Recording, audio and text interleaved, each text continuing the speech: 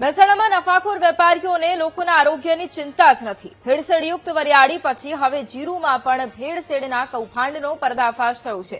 એસઓજીએ દાસજ ગામની સીમમાં ચાલતી ફેક્ટરીમાં દરોડા પાડ્યા। ફેક્ટરીમાંથી અખાદ્ય જીરું બનાવવાની આખી સામગ્રી પકડાઈ। મિક્સર, લીલો કલર, ગુંદ અને ગોળની રસી સહિતનો મુદ્દામાલ પણ જપ્ત થયો છે। 6,76,000ના મુદ્દામાલ સાથે પોલીસે એક શખ્સની અટકાયત પણ કરી છે।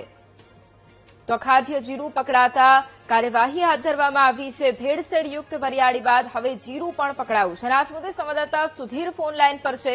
સુધીર, મહેસાણામાં હવે ભેળસેળયુક્ત વરિયાળી બાદ જીરું પણ હવે પકડાયું છે। આ કૌભાંડનો પર્દાફાશ થયો છે। કઈ ફેક્ટરીમાં આ કૌભાંડ ચાલતું હતું, શું કાર્યવાહી?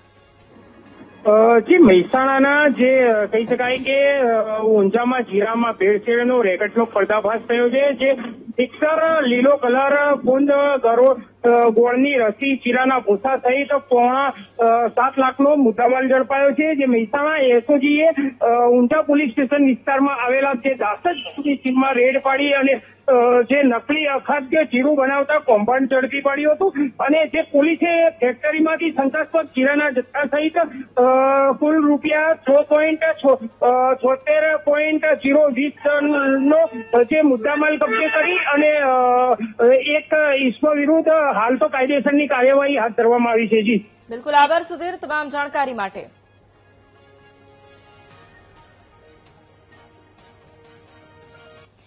તો મહેસાણાના દાસજમાંથી જે પ્રમાણે નકલી જીરું ઝડપાયું અને આ બે અલગ અલગ દ્રશ્યો, આ પહેલા કેમિકલ યુક્ત વરિયાળી પણ ઝડપાઈ હતી। ફેક્ટરીમાં નકલી વરિયાળી બનાવવામાં આવતી હતી તેનો પણ પર્દાફાશ થયો હતો અને બીજા આ દ્રશ્યો કે જ્યાં થોડા દિવસ બાદ જ હવે જીરુમાં ભેળસેળનો પર્દાફાશ થયો છે અને હવે આરોગ્ય વિભાગ સામે પણ અનેક સવાલો ઉભા થયા છે, કારણ કે વરિયાળી પછી હવે અખાદ્ય જીરું બનાવવાની આખી આ સામગ્રી જપ્ત કરવામાં આવી છે। લોકોના આરોગ્ય સાથે અહીંયા ચેડા કરવામાં આવી રહ્યા છે અને ફૂડ એન્ડ ડ્રગ્સ વિભાગ દરોડા પાડીને સંતોષ માની રહ્યું છે।